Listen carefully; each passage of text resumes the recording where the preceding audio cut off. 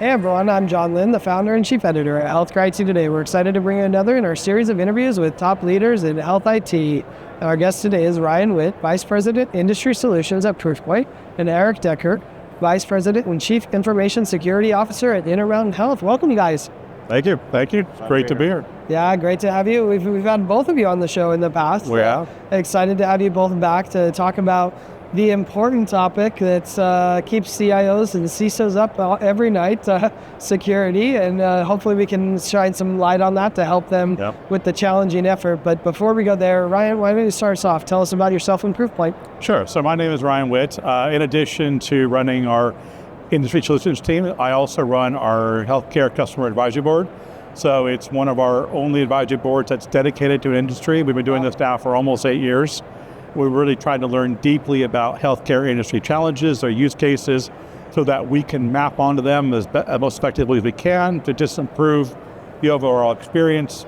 Proofpoint being all about protecting people, defending data. You know, humans are attacked these days, and they're often attacked on various messaging platforms, and attackers are trying to exfiltrate data, so we're trying to offer controls on both sides of that equation to thwart some of the threat actors.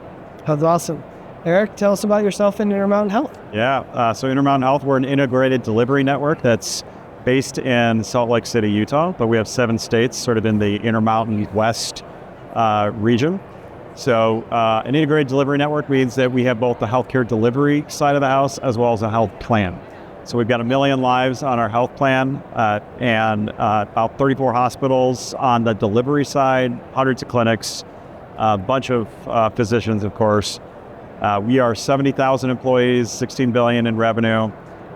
We absolutely believe in helping people live the healthiest lives possible. That's our mission, and we do that through value-based care. And one of the reasons why we have a health plan as well as the delivery side. So we want to keep people out of the hospital. We want to help them be as healthy as they can be with whatever situation that they have, and optimize payments on all of that, and just, do a great job in health. Awesome. Well, I'm one of those lives, so I appreciate the work you do. That's great. Awesome. Yeah, well, Ryan, we see a lot of attacks happening in healthcare, especially impersonation attacks, things like account takeovers, business email compromise, phishing. We've talked about some of these before, and they seems to be on the rise, but especially in healthcare. From your perspective, what are some of the examples you're seeing and hearing about that are happening in healthcare? I think the thing that we're particularly focused on, there's so many things you could talk about, okay, but that's one I want to kind of hone in on for this conversation is attacks on help desks, IT help desks. They see more and more threat actors using social engineering to impersonate a person, say, within the health system, a clinician, for example, and they call the help desk and say, I lost my phone, I lost my multi-factor, and I need to reset, right? So it's a very natural call. I'm sure your team must field dozens of these calls on a regular basis. And they're becoming very savvy in how they impersonate these employees and the steps they will take to verify their identification. And let's face it, most of the controls that we have in place today, you're asking for information that is pretty widely available on the web. So ask for your birthday, your place of birth, last 4 of your social, etc. It's like, yep, check. And so bad actors have figured this out. So there's a lot of impersonation activity in this area. And we're doing a lot of study in this area. And one of the things that's really struck me is that, and it's a credit to you and your institutions about how well the IT help desk staff are trained, because there really isn't any controls in place that I think are stopping these attacks. It's the wily nature of the help desk employees. Like, no, this doesn't sound right. Something doesn't feel right. I got a person who's pretending to be an oncologist, and they're calling me from, I don't know, the ER or something. You're like, something doesn't compute here, or somebody who's has an ID but won't go on Zoom to verify their data. Like, they have a facsimile of the ID, they won't go on Zoom the camera. Like, just things that trigger the awareness. And so we're really interested in those sort of attacks today because we see them so prevalent. And just rounding out here, I want to give Erik an opportunity to chime in, is that the opportunity to get privileged credentials, privileged access, and that's the nirvana state. Yeah. So if you get into that, and then it's all of a sudden you're kind of hitting pay dirt. Your opportunity to go exploit those credentials for whatever their aim might be.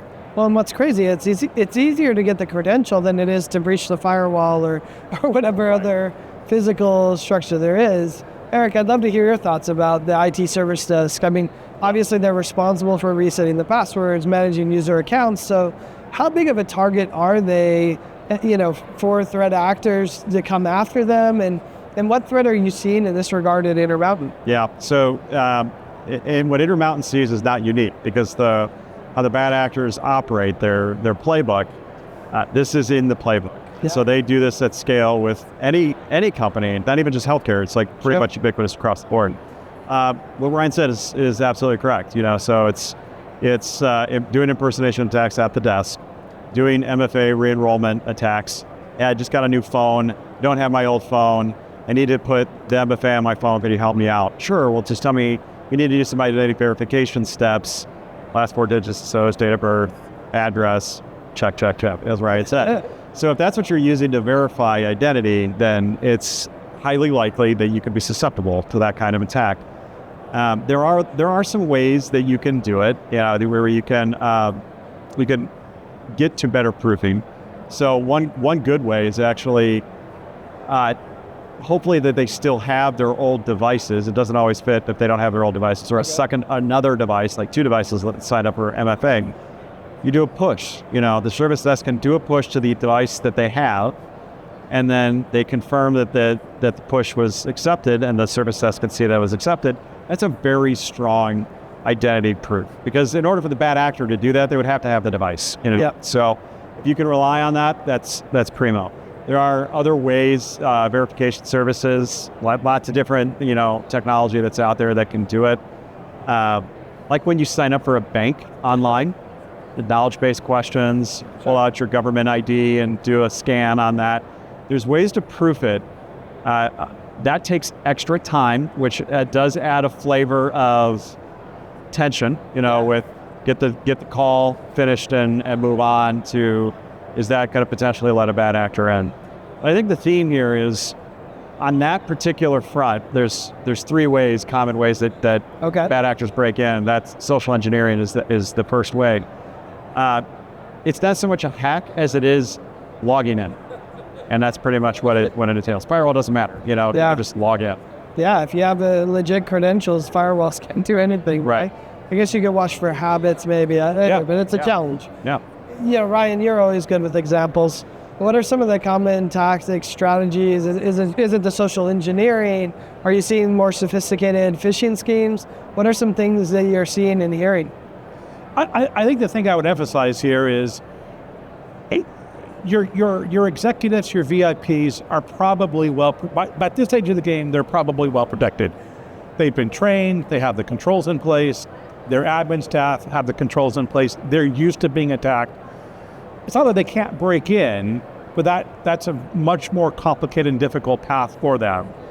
If you move beyond the organization, beyond the VIP or executives in the organization, there's a whole range of people dotted throughout an org chart who don't seem to have, they're not in a hierarchical sense, maybe not seem to be as attractive initially, but actually they either do or they're perceived to have access to a lot of valuable data. They might have access to some of your systems, they might have access to your passwords, they might be somebody who works in a vulnerable way, and so they just make them more interesting targets. And so if you can figure out who those people are, right? If you could do your own analysis and say, who works in a vulnerable way, for example, guess what? The threat actor can too. And they're using that to factor into their threat activity. So there's social engineering to that degree. And that's probably the real difference between, like they mentioned, the attacks against a firewall versus attacks against a human. It's like, it takes a lot of education to understand and a lot of security knowledge to understand, how do you break into a firewall? What are those? That's a pretty hardened environment. But in terms of how do you go understand my LinkedIn profile and then connect to my Facebook profile or my Twitter profile, or my Insta profile, and then getting a understanding of who I am, whether on vacation, like where I like to go and where my favorite band is or whatever, how many kids I have, all the second factor authentication techniques you might use. That you can train someone to do that in days, right? So we see, I think, the social engineering and the due diligence to examine the environment in such a way to say where is an exploitable and easier path to follow. Yeah, that's interesting. If we don't talk about AI, they kick us out, I think. So how is AI impacting what you just described, both in how they attack, but also how we can defend? Where would you start, Ryan? And then you can chime in, Eric.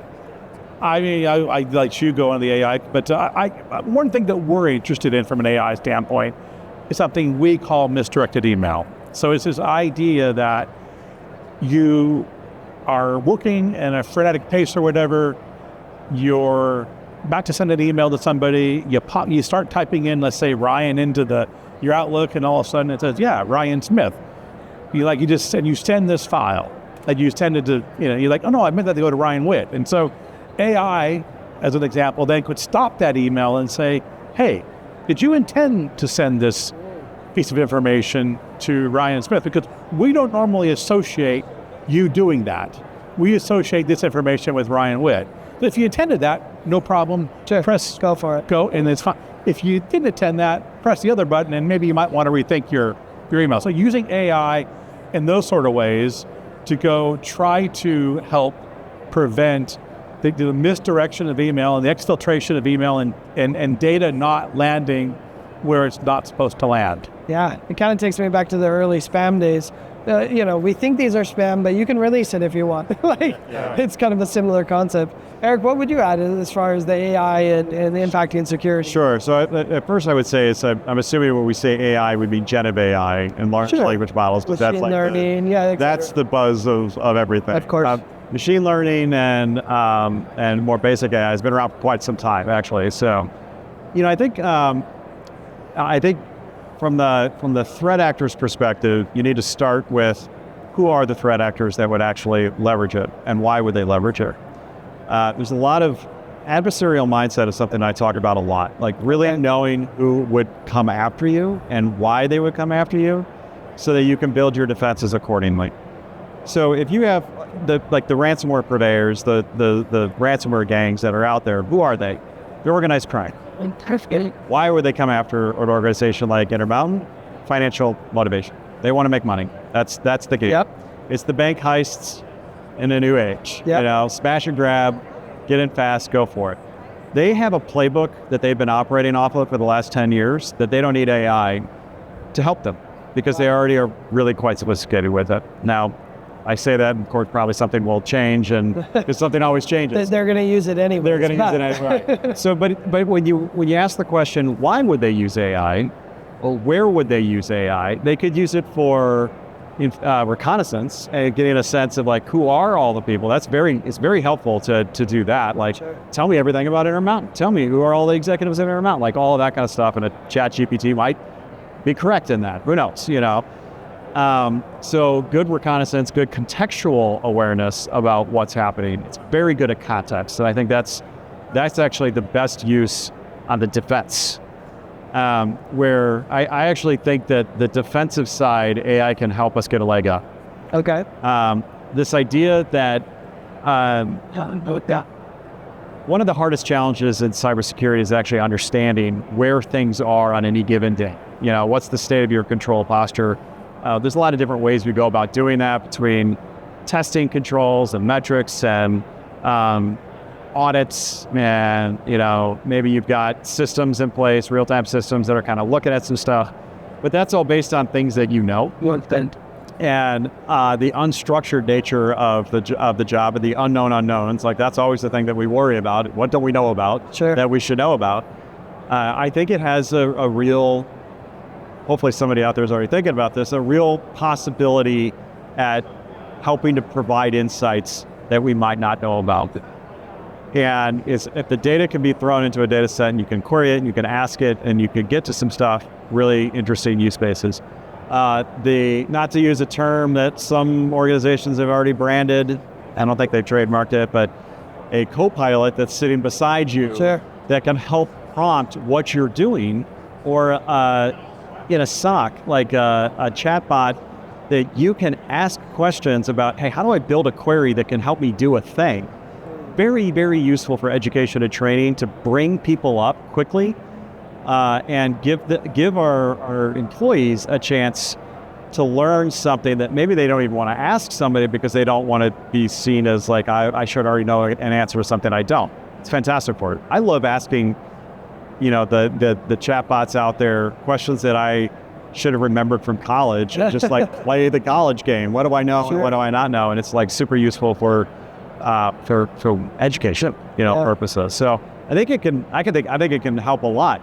On the DOP front, I'm pretty sure you guys are already down this route. In fact, I know you guys are already down this route. Like, DOP in the past has been really bad. And it's always been regex. It's been take your MRNs and put that into an exact data match and try to find words that are around it. And false positive rates are out of control. Well, suddenly now you have this new tool that can bring context to bear on what it is that is being sent. Is this a chart or is this a research study? Oh, okay. It can know the difference between those two things. Whereas in the past, like the old ways of statically trying to identify that, you'd flag that thing out the wazoo and be wrong. Yeah, so then you have alert fatigue because they alerted you to a bunch of things that didn't matter, and that becomes a problem in itself. So really good for data protection and things like that. Yeah. What are some of those technology things you're doing to kind of address these impersonation attacks? It's interesting you talk about looking at email and seeing the MRN and things like that. Yeah. How are you approaching it from a tech perspective? So again, adversarial mindset. What's the first thing that I'm worried about as a CISO? First thing I'm worried about is people's lives and patient safety. And so how does that get impacted? Primarily by cyber attacks, ransomware. Large disruptions, prolonged disruptions that last 30 to 60 days. So how do we stop ransomware? Basics. It's not sexy.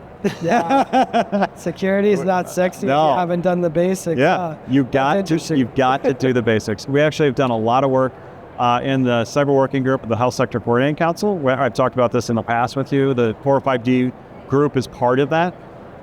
When we built HICCUP, the Health Industry Cybersecurity Practices, 2018 we released that. That is a document about basics and hygiene. Okay. When we released the cybersecurity performance goals for healthcare, that is the very specific puzzle piece that's missing and how attacks are happening.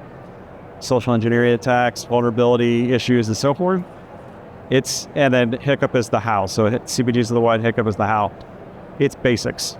We have to be incredible at that. And it's not a set it and forget it. It's a set it and continually assess it over and over and over and over again and be good at making sure that you're drilling that. Love that. Ryan, what would you add to that? Maybe expand beyond technology to people, processes, to be able to address these impersonation attacks. I mean, I think Erik covered a lot of it, but I'm a technologist and I represent a company who wants you to use our solutions, but I wouldn't underestimate the importance of processes and training in this. All three play an important role. And, we don't want to necessarily rely on, going back to my example a little bit earlier, we don't want to rely on the wily nature of the help desk employee to spot something that smells a bit fishy in the market, in their call. But we also should do everything we can to empower them with training and with some tried and tested processes to help them, these are how sequentially you handle these sort of calls. And so I would just emphasize that part of the equation. And I think if you think about some of the things that Erik just talked about, as much as AI, we think of AI as potentially alarming from an attacker's sort of standpoint, don't underestimate what we're doing from a defender standpoint as well. Yeah. In some ways, I think the defenders are better equipped to maximize Gen AI to thwart these attackers. Yeah, so Erik, you're really deeply involved with 405D, as you kind of mentioned. Is that what you would suggest to other healthcare organizations to look to as a way to make sure that they're prepared for these problems and these challenges? Yes. So the beauty of 405D, and a little bit of history here, 405D is a task group and an initiative that came together with the industry, came together with government to build out a series of cybersecurity practices to frankly stop the most common threats that we are facing. So it covers ransomware, it covers data security, it covers insider threat, covers medical device security and the connected nature of things. And it's 10 practices stratified by small, medium, and large size organizations. And it literally is a how-to guide on how you actually implement those 10 practices based on who you are. Like a small person, it's very different from a large integrated delivery network. Sure. Get them up. But the practices are the same. So 405D is an initiative underneath the cybersecurity working group of the Health Sector Coordinating Council. That is the place where industry, the healthcare industry, comes together with our federal partners, and we build cooperative, collaborative solutions to help the whole organization. And 405D HICcup is one of the joint publications. So what we did, we spent a year and a half, 250 people arguing about this question. What do we need to do to stop these problems? So we've done the hard work of the what. The hard part is, the real hard part is doing it, getting it in place and keeping focus on that hygiene. And that's really what it boils down to.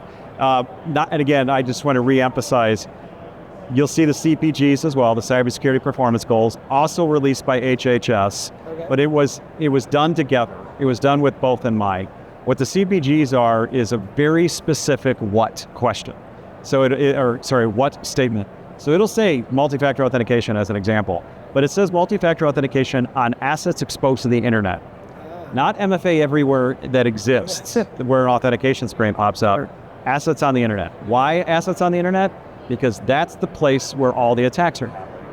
It says vulnerability management for vulnerabilities exposed to the internet. Again, it's an exposure window. And then we connect that, the CPGs, to HICcup. CPGs describe what it is that you need to do, doesn't describe how. HICcup really drives into the how. So if you're new to healthcare and you have no idea how to even start there. If you're well established in healthcare and you think you got everything under control, always test your assumptions and go back to that as the baseline for what you're doing. I want to chime in here a little bit. This is a really impressive piece of work. I mean, Proofpoint, this has nothing to do with Proofpoint. You guys have done some amazing things here. And like anytime when you're confronted with this profoundly complex problem, it's easy to kind of like, you step back, you think, what do I even do? I don't even know what to do next. I don't know how to make this problem solvable. And there is a very detailed, comprehensive, yet easily digestible playbook here about how do you go do these things. And one of the things I think is a little bit unique about healthcare is we need more basic blocking and tackling. Other industries that we talk to from a Proofpoint standpoint, they're hammering us over, like, tell me your roadmap, tell me like what's next, because they need that next bit of innovation. They rely on it. Healthcare's not interested in that. Of course, healthcare's interested in it as well, but there's enough blocking and tackling that needs to happen first before you need to make that next piece of innovation. This tells you how to block and tackle within healthcare, whether you're a small, medium, large organizations in these very structured way of solving these really big problems. I'm not just saying that because you're here. I almost say this to every one of my calls. If you're not availing yourself of this content as a starting point, as a place to learn more, as a place to validate you're doing all the right things, then you're really missing a trick. Yeah. Well, and I really appreciate both of you coming to talk about these important topics. I think we led off with saying how challenging cybersecurity was in healthcare in particular. So I think you shed some interesting light and gave some road mapping and some ideas of where healthcare organizations can go to address many of these challenges. So I appreciate you taking time to talk with us. And thanks everyone for watching and listening. If you want to find more great healthcare IT content like this, be sure to check it out at healthcareittoday.com or search for Healthcare IT Today on your favorite podcast application. Thanks a lot, guys. Thank you. Thank you.